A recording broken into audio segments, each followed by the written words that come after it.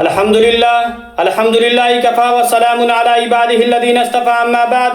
فاعوذ باللہ من الشیطان الرجیم بسم اللہ الرحمن الرحیم ومن يتق اللہ یجعل له مخرجا ویرزقه من حیث لا یحتسب۔ محترم بزرگوں،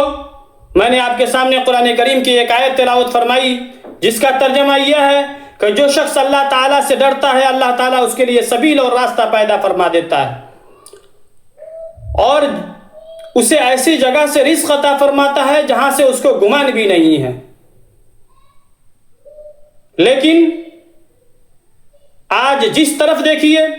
جہاں بھی دیکھیے، جن لوگوں کو دیکھیے، ان کے دل کے اندر ذرا برابر بھی اللہ کا خوف اور اللہ کا ڈر موجود نہیں ہے۔ لہٰذا آپ ایک تاجر کو دیکھیں، یا تو ترازو کے اندر یا وہ اپنے مالوں کے اندر ملاوٹ کرنے سے ذرا برابر بھی چوکتا نہیں، اس کے دل کے اندر اللہ کا ذرا برابر بھی خوف موجود نہیں ہے۔ اسی طریقے سے ایک مزدور کو دیکھیے، جب وہ اپنے مزدوری پہ چلا جاتا ہے، جب اپنے ٹھیکیدار کو یا مالک کو موجود دیکھتا ہے تو بڑی ایمانداری سے کام کرتا ہے، لیکن جیسے ہی وہاں کوئی موجود نہیں ہے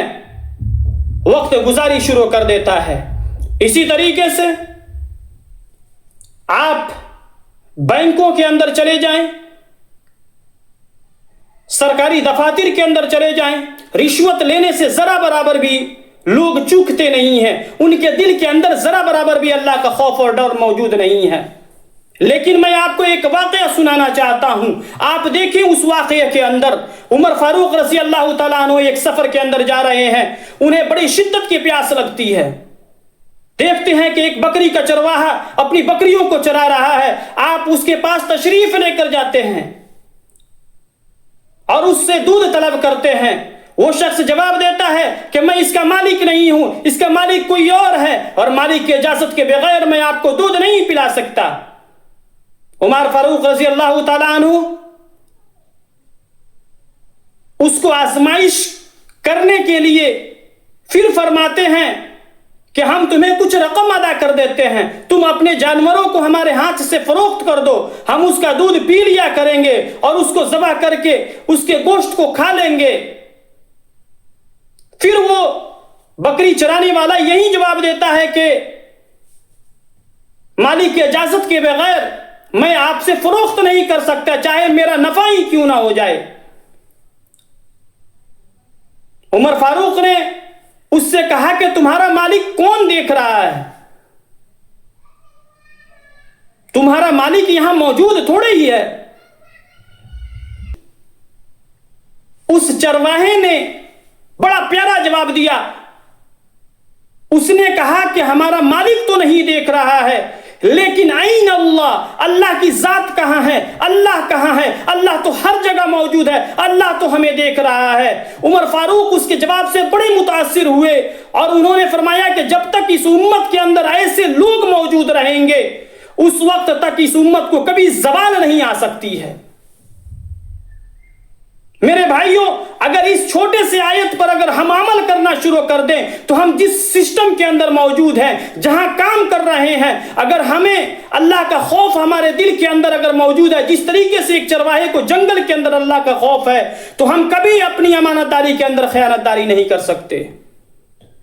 کبھی اپنی امانتوں کے اندر خیانت نہیں کر سکتے، جس کام میں ہے وقت گزاری نہیں کر سکتے، جس جگہ موجود ہے، جس سرکاری دفتروں کے اندر موجود ہے، ہم رشوت نہیں لے سکتے، اس لیے کہ رشوت کو حرام قرار دیا گیا ہے۔ جس کے دل میں اللہ کا خوف موجود ہوگا، جس کے دل میں اللہ کا ڈر موجود ہوگا، جس کے دل کے اندر اللہ کی محبت ہوگی، وہ شخص کبھی اس دنیا کے اندر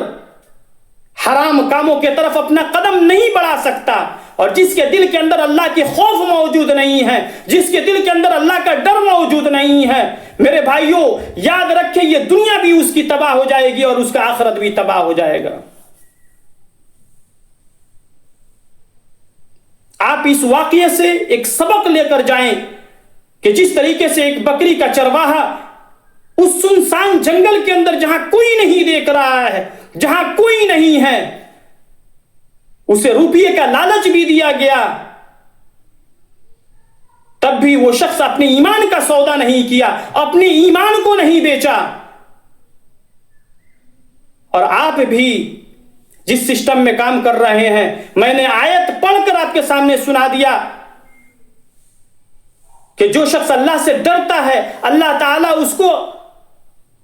ایسے جگہ سے رزق عطا فرماتا ہے جہاں سے اس کو گمان بھی نہیں ہوتا۔ ہم حرام کاری کام کر کے رزق حاصل کرنا چاہتے ہیں، حلال کی طرف قدم نہیں بڑھانا چاہتے، جس کا نتیجہ یہ ہوتا ہے کہ ہم اپنی دنیا کو بھی برباد کر دیتے ہیں اور ہمارا آخرت تو برباد ہو ہی جاتا ہے۔ لہٰذا میں اللہ سے دعا کرتا ہوں کہ اللہ تعالی ہمیں صحیح راستے پہ چلنے کی توفیق نصیب فرمائے اور ہمیں دنیا کے تمام ناجائز کاموں سے اللہ تعالی ہماری حفاظت فرمائے۔ وما علینا الا البلاغ۔